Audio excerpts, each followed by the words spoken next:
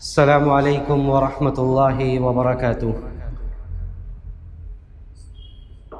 إن الحمد لله نحمده ونستعينه ونستغفره ونؤمن به ونتوكل عليه ونعوذ بالله من شرور أنفسنا ومن سيئات أعمالنا. من يهده الله فلا مضل له ومن يضلل فلا هادي له، وأشهد أن لا إله إلا الله وحده لا شريك له، وأشهد أن محمدًا عبده ورسوله. يا أيها الذين آمنوا اتقوا الله حق تقاته ولا تموتن إلا وأنتم مسلمون. يا أيها الناس اتقوا ربكم الذي خلقكم من نفس واحدة وخلق منها زوجها وبث منهما رجالا كثيرا ونساء، واتقوا الله الذي تساءلون به والأرحام إن الله كان عليكم رقيبا. يا أيها الذين آمنوا اتقوا الله وقولوا قولا سديدا يصلح لكم أعمالكم ويغفر لكم ذنوبكم، ومن يطع الله ورسوله فقد فاز فوزا عظيما. أما بعد، فإن خير الحديث كتاب الله، وخير الهدي هدي محمد صلى الله عليه وسلم، وشر الأمور محدثاتها، وكل محدثة بدعة، وكل بدعة ضلالة، وكل ضلالة في النار. فأعوذ بالله السميع العليم من الشيطان الرجيم. وسارعوا إلى مغفرة من ربكم وجنة عرضها كعرض السماء والأرض أعدت للمتقين. محترم صدر اجلاس، محترم علماء اکرام، محترم بزرگوں، نوجوان ساتھیوں، پیارے بچوں، معزز حاضرین، ڈومن پورہ مئو کی یہ جامع مسجد جس میں آج کے اس مبارک اجلاس کا انعقاد کیا گیا، جس میں مجھ ناچیز کو دعوت دی گئی اور اس عنوان کا مکلف بنایا گیا کہ آخرت کے موضوع پر کچھ گفتگو کی جائے. آخرت کی فکر کیسے پیدا ہوگی، انسانوں کے اعمال کیسے اس طرح بنیں گے کہ ان کے اعمال میں، ان کے روزمرہ کے معمولات میں، ان کے زندگی کے طرز میں آخرت کی جھلک نظر آئے، ان کی ہر سوچ اس بات کی گواہی دے کہ وہ آخرت کی فکر کر کے اس عمل کو انجام دے رہے ہیں. ان کا ہر عمل اس بات کا چیخ کر بتلائے کہ آخرت کی فکر ہے، اس لیے ہم اس بات کو، اس عمل کو انجام دے رہے ہیں. بات شروع کرنے سے پہلے آپ ایک آیت اپنے دماغ میں رکھیں. سورہ آل عمران کی آیت ہے.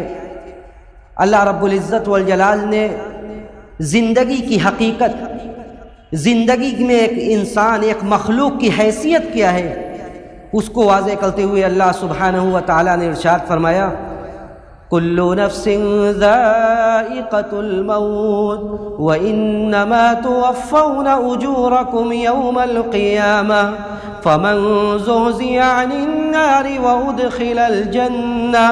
وأدخل الجنة فقد فاز وما الحياة الدنيا إلا متاع الغرور. اللہ رب العزت والجلال نبی علیہ الصلاۃ والسلام سے یہ کہہ رہا ہے کہ اے نبی، آپ کہہ دیجئے کل نفس ذائقۃ الموت، کہ اس کائنات میں ہر سانس لینے والا، خواہ وہ انسان ہو یا انسان نہ ہو، کوئی بھی مخلوق ہے، وہ مالدار ہو، فقیر ہو، صاحب حیثیت ہو، صاحب حیثیت نہ ہو، اسے موت کا مزہ چکھنا ہے۔ موت کا مزہ ہر انسان کو، ہر جاندار کو چکھنا ہے۔ نہ تو مال و منال کی کثرت اس کے موت کو مؤخر کر سکتی ہے، نہ تو مال و منال کی تنگی، رزق کی تنگی اس کے موت کو معجل کر سکتی ہے، اس کے موت کو جلدی لا سکتی ہے۔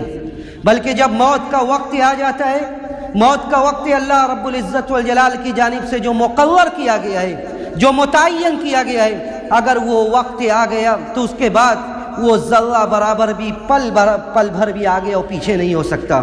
آپ اس حقیقت کو تسلیم کیجئے کہ یہ دنیا کی حیثیت اتنی ہی ہے کہ اللہ رب العزت والجلال ہمارا خالق و مالک جب یہ لکھ دیتا ہے کہ اب اس کی سانسیں یہ تھمنے والی ہے، سانسوں کی ڈور ٹوٹنے والی ہے، تو ساری دنیا کے مال و منال کو اگر جھونک دیا جائے، سارے کائنات کے مال و منال اگر آپ کے حوالے کر دیا جائے اور آپ اس کو جھونک دے تو آپ کے پل بھر کا، ایک پل کا اضافہ نہیں ہو سکتا۔ کل نفس ذائقۃ الموت، اور اسی پر معاملہ ختم نہیں ہونے والا ہے۔ آپ یہ نہ سمجھیں، آپ اس گمان میں نہ رہیں کہ آپ کی سانسیں ٹوٹی، دنیا میں ہم نے جو کچھ کیا ہے سانسیں ٹوٹنے کے بعد وہیں پر معاملہ ختم ہو گیا، بلکہ ایک وقت وہ آئے گا جب سانسوں کی ڈول تھم جائے گی۔ بلکہ ذرا تصور کیجئے، آپ کا آخری وقت ہے، اور اس دنیا میں ہر انسان کو اس وقت سے دوچار ہونا ہے، ہر انسان کو اس وقت سے دوچار ہونا ہے۔ جب نبی کریم صلی اللہ علیہ وسلم فداہ ابی و امی، جب آپ کا آخری وقت آیا، آپ کی حالت یہ تھی کہ آپ یہ کہہ رہے تھے کہ ان للموت سکرات، ان للموت سکرات، موت کی بہت سختی ہے، موت کی بہت سختی ہے۔ آپ ذرا تصور کیجئے، ہماری روزمرہ کی زندگی، ہمارا ڈیلی روٹین، ہماری طرز زندگی کا عالم کیا ہے، نیکی کی راتیں کتنی گزرتی ہیں، نیکی کا دن کتنا گزرتا ہے، تو ہمارا آخری وقت ہے، ہم کیا کر سکتے ہیں؟ جب آخری وقت کی سختیاں ہوں گی، دنیا اندھیری نہ ہو جائے گی، آپ کے لیے اعمال کا سلسلہ ختم ہونے والا ہے، اعمال کا سلسلہ ختم ہونے والا ہے، اعمال کٹ جائے گا وہیں سے۔ اس کے بعد اللہ رب العزت والجلال نے جب آپ کی آنکھیں بند ہو جائے گی، آپ نے جن اعزاء و اقربا کے لیے، جن اولادوں کے لیے آپ نے اپنی پوری زندگی صرف کر دیے، آپ نے حرام و حلال کی تمیز چھوڑ دی، دنیا کمانا ہے، مال و دولت حاصل کرنا ہے، خواہ اس کے لیے حرام کا راستہ اختیار کرنا ہو یا حلال کا کرنا ہو، آپ کی اولاد آپ کے موت کے بعد، آنکھیں بند ہونے کے بعد بس اتنا ہی ساتھ دے سکتی ہے آپ کا۔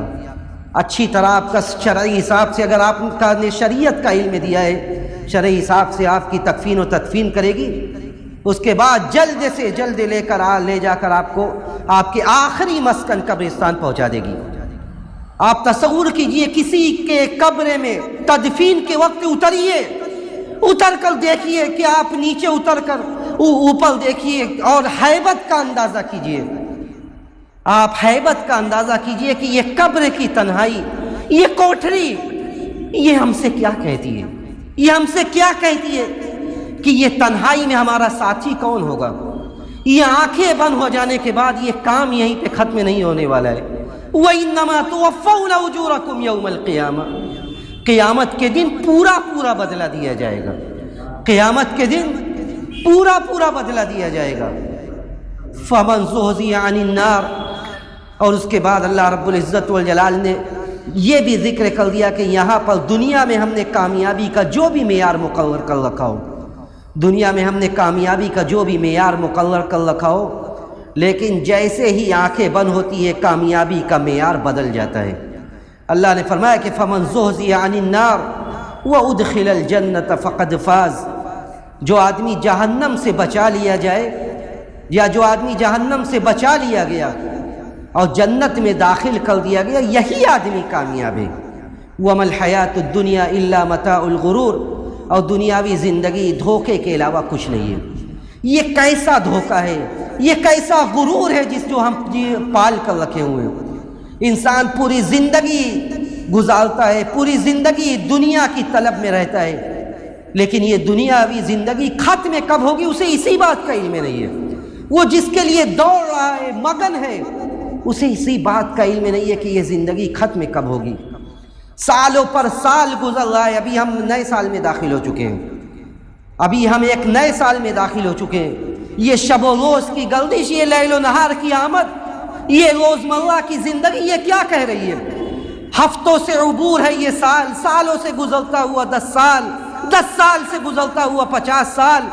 امت محمدیہ کی عمر تو 60 سے 70 سال کے بھی درمیانی ہے۔ یہ لیل و نہار کی گردش کیا کہہ رہی ہے؟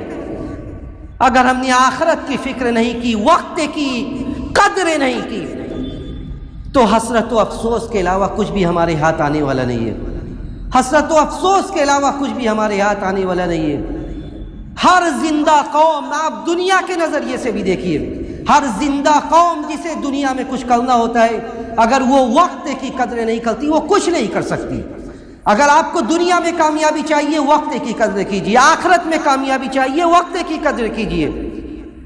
اللہ رب العزت والجلال نے فرمایا وَالْعَصْرِ إِنَّ الْإِنسَانَ لَفِي خُسْرٍ إِلَّا الَّذِينَ آمَنُوا وَعَمِلُوا الصَّالِحَاتِ وَتَوَاصَوْا بِالْحَقِّ وَتَوَاصَوْا بِالصَّبْرِ۔ اللہ نے وقت کی قسم کھائی، زمانے کی قسم کھائی۔ متعدد آیات میں مختلف وقت کی قسمیں کھائی گئی ہے۔ کہیں اللہ نے فرمایا کہ قسم ہے فجر کے وقت کی، قسم ہے چاشت کے وقت کی۔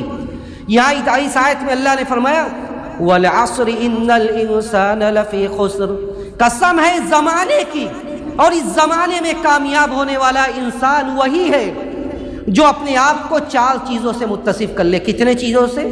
4 چیزوں سے متصف کر لے، وہی کامیاب ہے۔ إِلَّا الَّذِينَ آمَنُوا وَعَمِلُوا الصَّالِحَاتِ، جو آدمی ایمان لے آیا اور صرف ایمان نہیں لایا بلکہ ایمان لانے کے بعد کلمہ توحید کے ذکر پر، اس کے کہنے پر صرف اس نے اکتفا نہیں کیا۔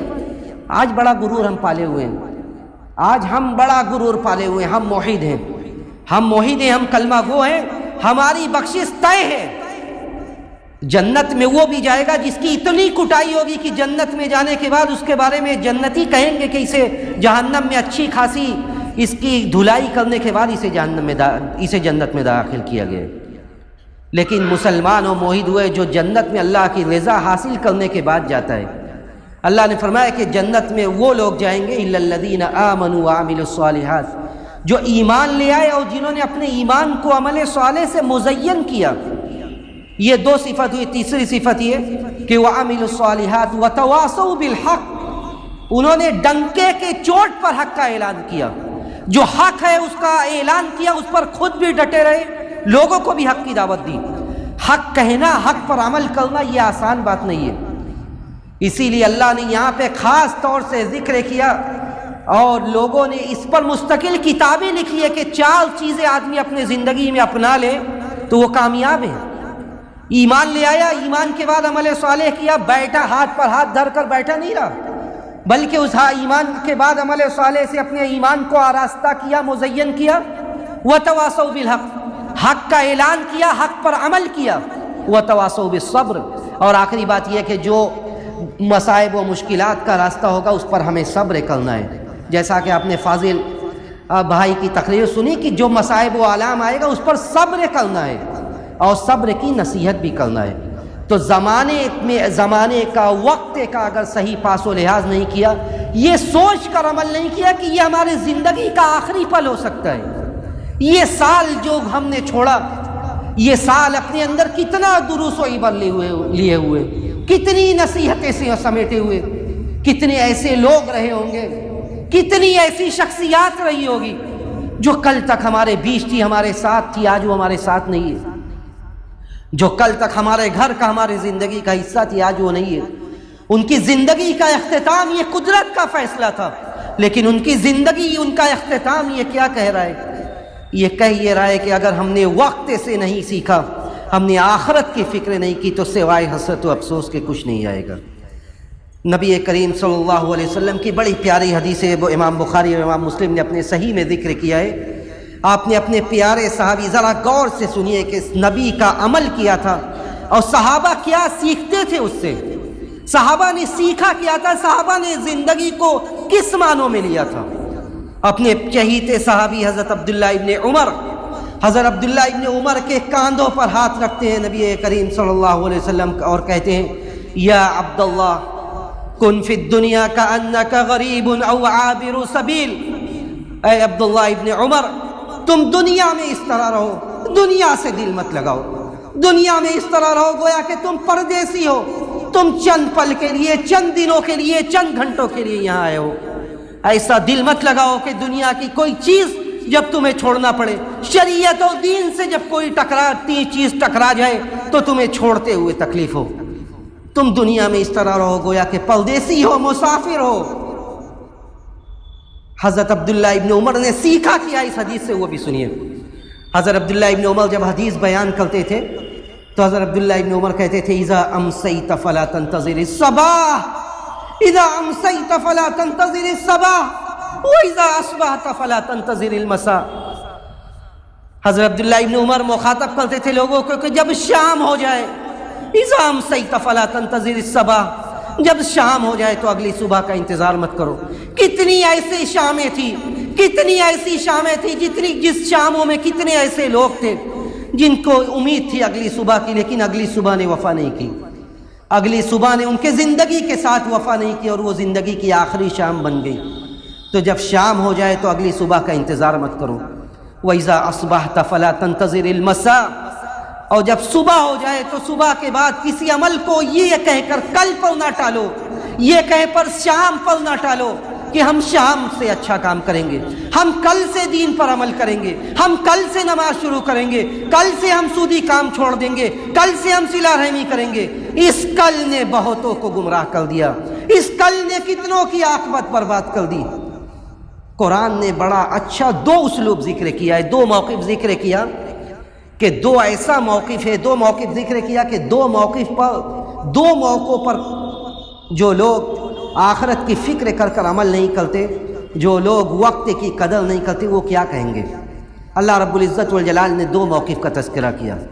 پہلا موقف سنیے، اللہ نے فرمایا حَتَّى إِذَا جَاءَ أَحَدَهُمُ الْمَوْتُ قَالَ رَبِّ ارْجِعُونِ لَعَلِّي أَعْمَلُ صَالِحًا فِيمَا تَرَكْتُ كَلَّا إِنَّهَا كَلِمَةٌ هُوَ قَائِلُهَا وَمِن وَرَائِهِمْ بَرْزَخٌ إِلَى يَوْمِ يُبْعَثُونَ۔ اللہ نے پہلا موقف ذکر کیا کہ ایک آدمی ہے، بے بسی کا عالم محسوس کیجئے، بے بسی کی کیفیت محسوس کیجئے، سانسیں اکھڑ رہی ہے، نزع کی کیفیت ہے، دنیا اب اندھیری نظر آ رہی ہے کہ اب کچھ نہیں ملنے والا ہے، جو ہم نے کیا تھا اب سب پیچھے چھوٹنے والا ہے، قبر میں سوائے ہمارے اعمال کے کچھ نہیں ساتھ جانے والا ہے۔ حتیٰ اذا جاء احدهم الموت قال رب ارجعون، یہاں تک کہ جب ان میں سے کسی کے پاس موت کا وقت آ جاتا ہے تو کہتے ہیں رب ارجعون، اے میرے رب مجھے لوٹا دے، اے میرے رب مجھے ایک موقع اور دے دے۔ اللہ رب العزت والجلال نے کہا کلا، ہرگز نہیں، یہ نہیں ہو سکتا۔ وَمِن وَرَائِهِمْ إِلَّا كَلِمَةٌ هُوَ قَائِلُهَا، یہ تو صرف ایک جملہ ہے، یہ زندگی جو پیچھے چھوٹ رہی ہے اس کے بعد آپ دوبارہ نہیں آ سکتے، اس کے بعد آپ صرف تمنا اور آرزو کر سکتے ہیں، صرف حسرت و افسوس کر سکتے ہیں۔ وَمِن وَرَائِهِمْ بَرْزَخٌ إِلَى يَوْمِ يُبْعَثُونَ، آپ کی زندگی، اس زندگی میں اور جہاں آپ جا رہے ہیں وہاں کے بیچ میں ایسی برزخ ہے، ایسا آڑ ہے کہ آپ چاہتے ہوئے بھی واپس نہیں آ سکتے، اعمال کا سلسلہ کٹ چکا ہے۔ امام قتادہ کہتے ہیں اپنی تفسیر میں، ابن کثیر نے ذکر کیا، تم غور سے سنے کہ لوگ تمنا اور آرزو کیوں کرتے ہیں، بڑی اپنی اولاد سے ان کو بڑی محبت ہوتی ہے، اپنی اولاد کی محبت کی وجہ سے واپس آنا چاہتے ہیں؟ نہیں، جب آنکھ بند ہوتی ہے تب ہوش آتا ہے، جب آنکھ بند ہوتی ہے تو ہوش آتا ہے۔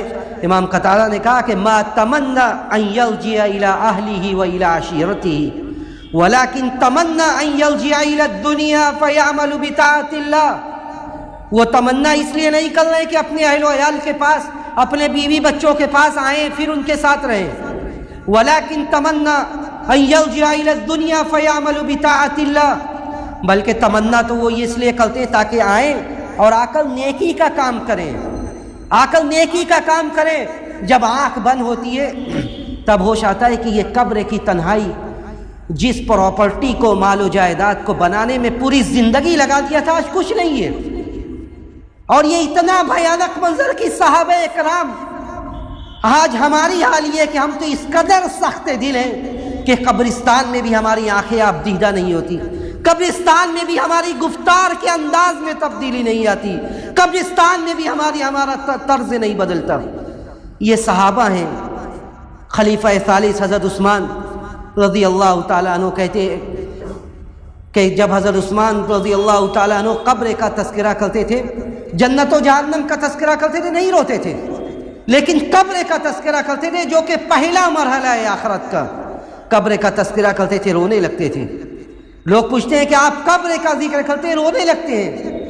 کہتے ہیں میں نے نبی علیہ الصلوۃ والسلام سے یہ سنا، ما رأیت منظرا قط الا والقبر افظع منہ، میں نے جتنا بھی بھیانک منظر دیکھا ہے، قبر سے بھیانک کوئی منظر نہیں دیکھا، قبر سے بھیانک میں نے کوئی منظر نہیں دیکھا۔ تو جب آنکھیں بند ہوتی ہے، قبر میں انسان جاتا ہے، تب ہوش آتا ہے کہ ہاں اہل و عیال نے تو کچھ نہیں کیا میرے لیے۔ ایک تلخ حقیقت بھی سنتے جائیے، ہم اپنی اولاد سے، اپنی نسل سے یہ امید قطعی نہ رکھیں کہ جس نسل کی تربیت ہم مال و جائیداد کی محبت پر کر رہے ہیں، جس نسل کی تربیت، جس اولاد کی تربیت ہم مال و جائیداد کی محبت پر کر رہے ہیں، ہم ان اولادوں سے اس بات کی امید لگاتے ہیں کہ ہماری آنکھیں بند ہوگی تو یہ اولاد ہمارے لیے، ہماری آخرت کے لیے کچھ کرے گی؟ ہرگز نہیں۔ تو اس وقت انسان کو ہوش آتا ہے، کہتا ہے یار میرا رب مجھے لوٹا دے۔ اللہ کہتا ہے ہرگز نہیں، اب معاملہ یہیں پہ ختم ہو گیا۔ دوسرا موقف اللہ نے ذکر کیا، جنت ہے، جہنم ہے، حشر و نشر ہے، اعمال کے حساب سے لوگوں کو اعمال نامہ دے دیا گیا، کچھ کو دائیں ہاتھ میں دیا گیا، لوگ خوش خرم ہیں کہ مجھے دائیں ہاتھ میں نامہ اعمال ملا ہوا ہے۔ فی جنت عالیہ فی عیشت راضیہ، بلند و بالا جنتوں میں موج کر رہے ہیں، خوش خرم زندگی میں جو کیا ہے آج اس کا پھل ملنے کا دن ہے۔ لیکن دوسرے طرف ایسے بھی لوگ ہیں جو خواہشات کے مطابق زندگی گزارتے تھے، جو اپنی زندگی کو اپنا اول و آخر سمجھتے تھے۔ اللہ نے کہا ان کا کیا انجام ہوگا؟ وَلَوْ تَرَىٰ إِذْ أُوقِفُوا عَلَى النَّارِ فَقَالُوا يَا لَيْتَنَا نُرَدُّ وَلَا نُكَذِّبُ بِآيَاتِنَا وَنَكُونَ مِنَ الْمُؤْمِنِينَ۔ اللہ نے فرمایا کہ اے نبی، وَلَوْ تَرَىٰ إِذْ أُوقِفُوا عَلَى النَّارِ، کاش کہ آپ دیکھتے جب یہ جہنم کے پاس کھڑے ہوئے ہیں، یہ کفار، یہ بدعمال، یہ جہنم کے پاس کھڑے ہیں، اس وقت یہ دیکھ رہے ہیں کہ دنیا میں ہم جس کو کوئی حیثیت نہیں دیکھتے تھے، آج تو یہ مزے لے رہا ہے، آج یہ جنت میں مزے لے رہا ہے، اور ہمارے سامنے جہنم ہے جو ہمارے چمڑیوں کو جلائے گا، پھر صحیح ہوگی، پھر جلائے گا۔ وَلَوْ تَرَىٰ إِذْ أُوقِفُوا عَلَى النَّارِ، اللہ نے کہا کہ اے نبی کاش کہ آپ دیکھتے ہیں، یہاں شرط کے بعد جزا کو معذوف کر دیا گیا، یعنی اگر آپ دیکھتے تو بہت بھیانک منظر دیکھتے، ان کے حسرت کا سامان وہاں پہ پورے طور سے موجود ہوگا۔ فَقَالُوا يَا لَيْتَنَا نُرَدُّ، کاش کہ اس وقت وہ کہیں گے کتنی اچھی بات ہوتی کہ ہمیں لوٹا دیا جاتا، وہ کہیں گے کفار کتنا اچھا ہوتا کہ ہمیں ایک بار لوٹا دیا جاتا، تو ہم جب لوٹتے تو پھر ہم کیا کرتے؟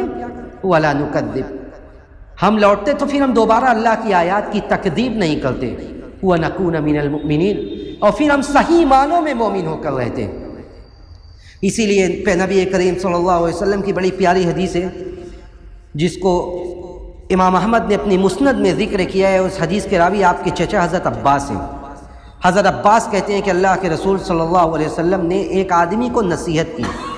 کیا نصیحت کی؟ اللہ کے رسول صلی اللہ علیہ وسلم نے ایک صحابی کو، ایک آدمی آئے اور ان کو نصیحت یہ کی، اغتنم خمسن قبل خمسن، کہ 5 چیزوں سے پہلے 5 چیزوں کو غنیمت جانو۔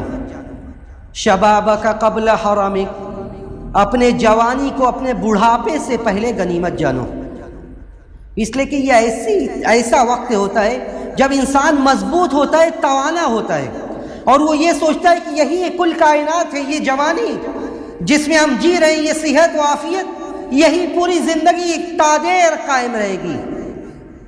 اور جب جوانی ڈھلنے لگتی ہے، اعضاء و جوارے ساتھ دینا بند کرنے لگتے ہیں، اس وقت انسان کو ہوش آتا ہے کہ میں نے تو بڑی غفلت سے کام لیا۔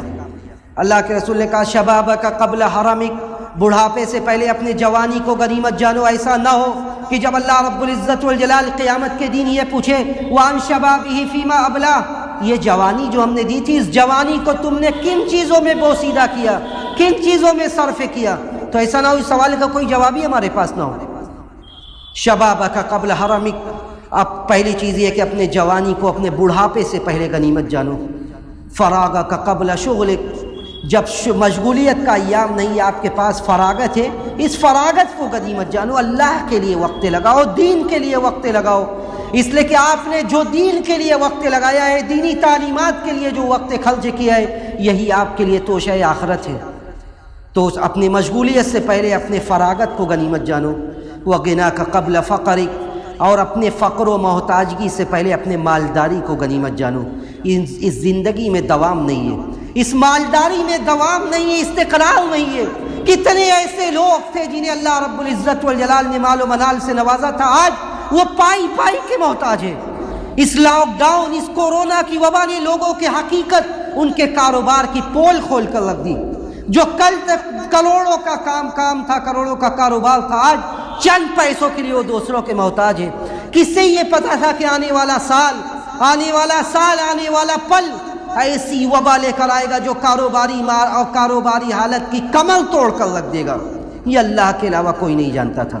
اور آنے والا سال یہ کتنی خوشگواری لے کر آئے گا، یہ کتنا اچھا ماحول لے کر آئے گا، یہ کتنا اچھا کاروبار اور مارکیٹ چلائے گا، یہ اللہ کے علاوہ کوئی نہیں جانتا.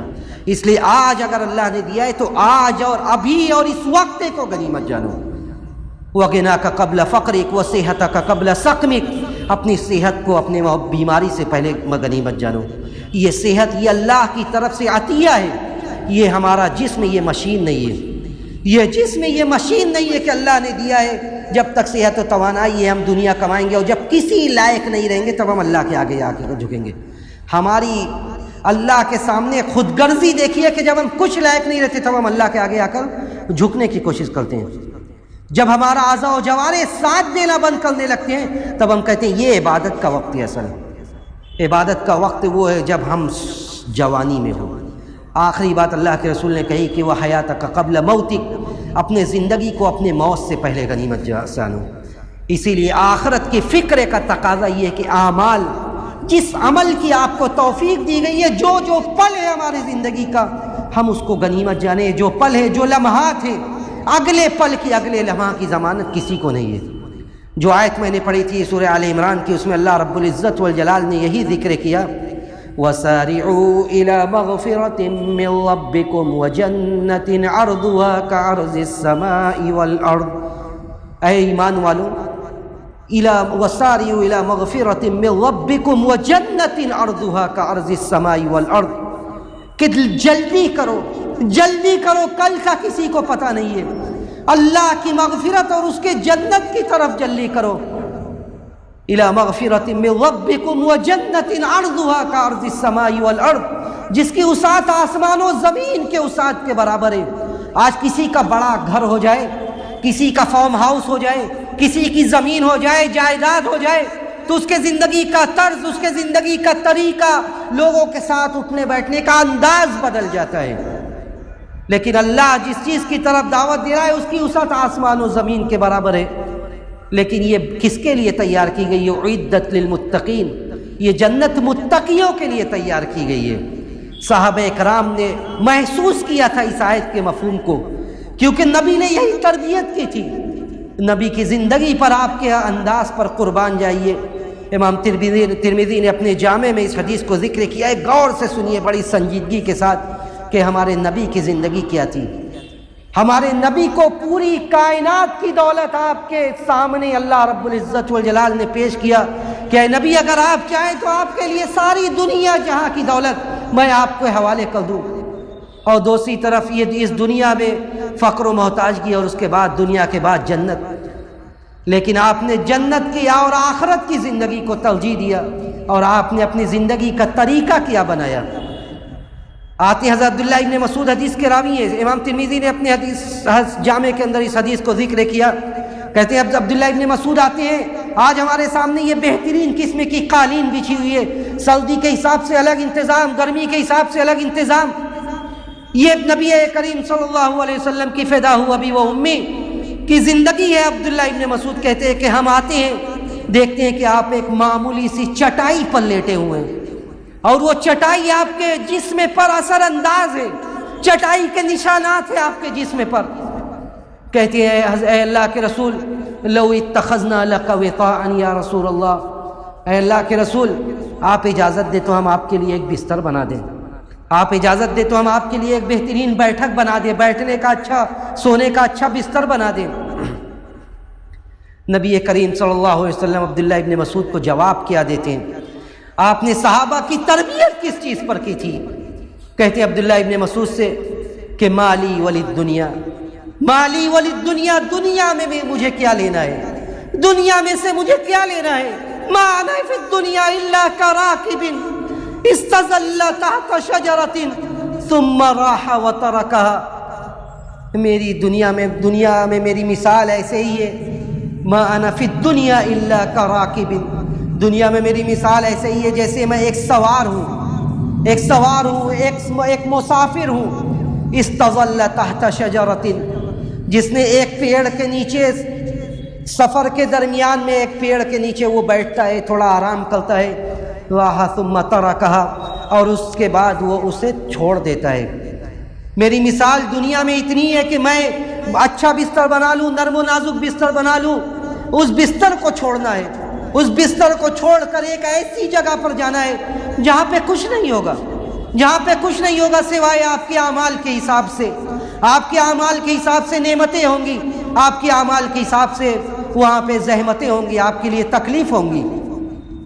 اسی لیے بزرگوں اور دوستوں، استعدوا لمثل هذا اليوم، نبی نے اپنے صحابہ سے کہا، جو بات میرے زبان سے نکلنے کی اللہ مجھے توفیق دے رہا ہے۔ ابن ماجہ نے اپنے سنن میں ذکر کیا کہ نبی علیہ الصلوۃ والسلام قبرستان میں صحابہ سے مخاطب ہوتی ہیں اور کہتے ہیں استعدوا لمثل هذا اليوم، آج جس صحابی کو تم دفن کر رہے ہو کل تمہارے اوپر بھی یہ دن آئے گا، استعدوا لمثل هذا اليوم، اس لیے اس دن کے لیے تیاری کرو، اس دن کے لیے تیاری کرو۔ نعمتان مغبون فیہما کثیر من الناس، الصحۃ والفراغ، اس صحت سے، اس فارغ پن سے، اس فراغت سے دھوکے میں مت آؤ۔ اور نبی نے صحابہ کی تربیت بھی ایسے ہی کی تھی۔ ایک دو واقعہ مختصر میں سنا کر اپنی بات ختم کروں گا کہ صحابہ کی زندگی کیا تھی۔ غزوہ احد کا موقع ہے، غزوہ احد کا موقع ہے۔ حضرت انس بن مالک رضی اللہ تعالیٰ عنہ حدیث کے راوی ہیں، امام بخاری اور امام مسلم نے اپنے صحیح میں اس حدیث کو ذکر کیا۔ کہتے ہیں غزوہ بدر کا جب موقع تھا، غزوہ بدر کے موقع پر اللہ کے رسول صلی اللہ علیہ وسلم جب غزوہ کا اور جنگ کا اعلان کرتے ہیں تو آپ عمومی طور سے اعلان نہیں کرتے کہ سارے لوگ آؤ، آپ اعلان کرتے ہیں، بتاتے ہیں لوگوں کو، لیکن یہ عمومی اعلان نہیں ہوتا ہے، تو بہت سارے لوگ پیچھے رہ جاتے ہیں۔ غزوہ بدر کے موقع پر بہت سارے لوگ پیچھے رہ جاتے ہیں۔ اسی میں سے ایک صحابی ہوتے ہیں حضرت انس بن نضر، حضرت انس بن نضر، جو کہ امام بخاری نے اپنے صحیح میں ذکر کیا کہ حضرت انس کہتے ہیں کہ میرے چچا تھے، یہ میرے چچا تھے، اور حضرت انس بن نضر بھی غزوہ بدر کے موقع پر پیچھے رہ گئے تھے۔ تو کہتے ہیں جب اللہ کے رسول صلی اللہ علیہ وسلم غزوہ احد کا اعلان کرتے ہیں، غزوہ احد کا اعلان کرتے ہیں کہ مسلمانوں کے اوپر ایک جنگ کا وقت آ چکا ہے اور اس جنگ میں نکلنا ہے، حضرت انس بن نضر اللہ کے رسول صلی اللہ علیہ وسلم کے پاس آ کر کہتے ہیں کہ اللہ کے رسول مجھے موقع دیا جائے تاکہ میں اپنے ہنر کا اظہار کر سکوں، میں بھی دکھلا سکوں کہ مجھے اللہ نے کتنی طاقت سے نوازا ہے۔ یہ خما، یہ جنون کس چیز کا ہے؟ یہ جنون میدان کارزار میں اللہ کے سامنے اپنی جان کا نذرانہ پیش کرنے کا جنون تھا، یہ اللہ کے سامنے اپنی جان کی قربانی پیش کرنے کا جنون تھا، یہ اللہ کے رسول کے لیے، دین کے لیے، شریعت کے لیے آگے بڑھنے کا جنون تھا۔ یہ وہ صحابہ تھے جن کے دل و دماغ میں یہ آیت تھی، وَسَارِعُوا إِلَىٰ مَغْفِرَةٍ مِّن رَّبِّكُمْ وَجَنَّةٍ عَرْضُهَا كَعَرْضِ السَّمَاءِ وَالْأَرْضِ، جنت کا سودا اتنا آسان نہیں تھا۔ اپنی جان کا نذرانہ، اپنی شہوت کی قربانی، اپنا نفس سے جو چاہ رہا ہے، اپنے نفس کی خواہشات کو کچلنے سے جنت ملے گی۔ کہتے ہیں حضرت انس بن نضر جنگ میں شرکت کرتے ہیں، مسلمانوں پر ایک وقت ایسا آتا ہے کہ جب حضرت خالد بن ولید یوٹن مارتے ہیں، پیچھے سے دوبارہ حملہ کرتے ہیں مسلمانوں کے اوپر، مسلمانوں کی صف میں کھلبلی مچ جاتی ہے، بڑے بڑے صحابہ ادھر ادھر بھاگنے لگتے ہیں۔ کہتے ہیں حضرت انس بن نضر اسی افراتفری کے ماحول میں آگے بڑھتے ہوئے آتے ہیں، بعض صحابہ سے ملتے ہیں، کہتے ہیں کیا ماجرا ہے؟ لوگ جواب دینے کی حالت میں نہیں ہوتے، جواب دینے کی پوزیشن میں نہیں ہوتے ہیں، وہ ان لوگوں کا جواب سننے کے بجائے وہ آگے بڑھ جاتے ہیں اور کہتے ہیں اللہ رب العزت والجلال کے سامنے برات کا اظہار کرتے ہیں کہ اے اللہ میں برات کا اظہار کرتا ہوں ان لوگوں سے جو میدان کو چھوڑ رہے ہیں، ان لوگوں سے میں برات کا اظہار کرتا ہوں جو لوگ پیچھے ہٹ رہے ہیں۔ یعنی ایسا افراتفری کا ماحول ہوتا ہے کہ لوگوں کو سمجھ نہیں آتا کہ جواب کیا دیا جائے۔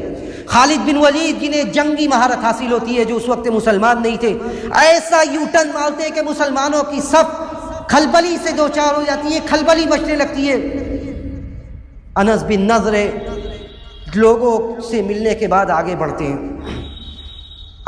ان کا سامنا ہوتا ہے حضرت سعد بن معاذ سے۔ حضرت سعد بن معاذ پوچھتے ہیں کہ این انت، کہ کہاں جا رہے ہیں آپ، کہاں کا ارادہ ہے؟ کہتے ہیں حضرت سعد بن معاذ رضی اللہ تعالیٰ عنہ سے حضرت انس بن نضر جو جواب دیتے ہیں وہ سنیے اور اندازہ کیجئے۔ حضرت انس بن نضر کہتے ہیں حضرت سعد بن معاذ سے، انی لاجد ریح الجنۃ من وراء احد، انی لاجد ریح الجنۃ من وراء احد، کہ ایمان کا اندازہ کیجئے کہ حضرت انس بن نضر سعد بن معاذ سے کہتے ہیں کہ مجھے تو احد کے پہاڑ کے پیچھے سے جنت کی خوشبو آ رہی ہے، مجھے احد کے پہاڑ کے پیچھے سے جنت کی خوشبو آ رہی ہے۔ اس کے بعد آگے بڑھتے ہیں، لڑائی میں حصہ لیتے ہیں، اور حصہ صرف نہیں بلکہ ایسی جنگ لڑتے ہیں، اپنی جان کا نذرانہ اللہ کے سامنے پیش کرتے ہیں، اور اس کے بعد شہادت ہوتی ہے تو ایسی شہادت کہ آپ پڑھیے اور صحابہ کرام کی قربانیوں کا اندازہ کیجئے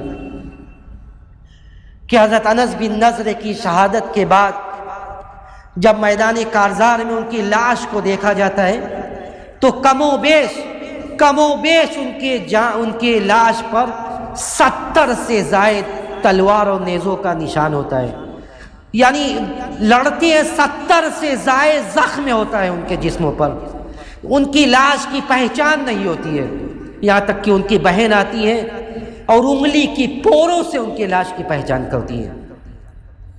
یہ صحابہ تھے جن کو اس آخرت کی فکر تھی، یہ قربانیاں کیوں ہیں، یہ قربانیاں کیوں پیش کی جا رہی ہے؟ وقت نہیں ہے ورنہ میں حضرت مصعب بن عمیر کی بات بتاتا، اس وقت ہو تو حضرت مصعب بن عمیر کے واقعے کو پڑھیے۔ یہ ایسے صحابی تھے جنہیں اللہ نے نوازا تھا، ایک متمول مالدار فیملی میں پیدا ہوتے ہیں، دین اسلام کے لیے سب کچھ تج دیتے ہیں، سب کچھ قربان کر دیتے ہیں۔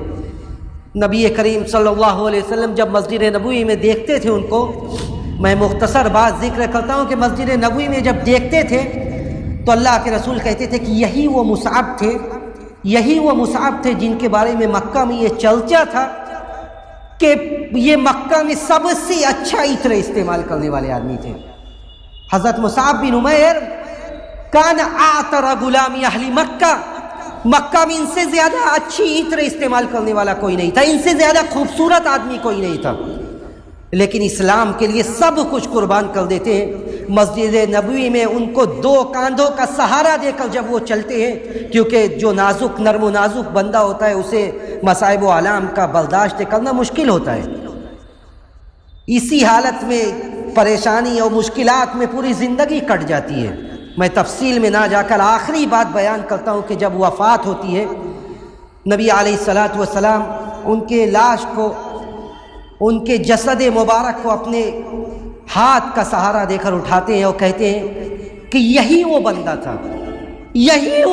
تھا جس کے بارے میں مکہ میں یہ کہا جاتا تھا کہ کان اعطر غلامی مکہ میں کتنی اچھی عطر کا یہ استعمال کیا کرتے تھے، ان سے اچھے اور خوبصورت بال والا میں نے کسی کو نہیں دیکھا تھا مکہ میں۔ وہاں انت اذن شعث اللہ، اور آج اس طرح یہ پراگندہ بال اس طرح یہاں پہ یہ مٹی میں پڑے ہوئے ہیں۔ اس کے بعد آگے بڑھیے، قبر میں جب اتارا جاتا ہے تو غزوہ احد کے موقع پر حالت ایسی ہوتی ہے کہ 2 آدمی کو ایک قبر میں اتارا جا رہا ہے۔ یہ اتنے مالدار فیملی کا بندہ جب قبر میں اتارا جاتا ہے تو اسے 2 کفن نہیں مل پاتا ہے۔ حضرت عبد الرحمن بن عوف صحیحین کی آخری روایت بیان کر کے میں اپنی بات ختم کرتا ہوں کہ حضرت عبد الرحمن بن عوف کہتے ہیں کہ میرے سامنے، حضرت عبد الرحمن بن عوف کے سامنے جب طرح طرح کی ڈشز، طرح طرح کے کھانے لا کر رکھا جاتا ہے، حضرت عبد الرحمن بن عوف رونے لگتے ہیں، کہتے ہیں قتل مصعب بن عمیر وهو افضل مني وَلَمْ يُوجَدْ لَهُ مَا يُكَفَّنُ فِيهِ، کہ ایک وقت مسلمانوں کا یہ بھی تھا کہ مصعب بن عمیر جیسا آدمی شہید کیا گیا، وَلَمْ يُوجَدْ مَا يُكَفَّنُ فِيهِ، اور 2 کفن نصیب نہیں ہوا، اما ازار و اما رداء، یا تو ازار تھی یا اوپر کا تھا، ان گتی راسہ بدت رجلہ، اگر سر ڈھاکا جاتا تھا تو پیر کھل جاتا تھا، اور پیر ڈھاکا جاتا تھا تو سر کھل جاتا تھا۔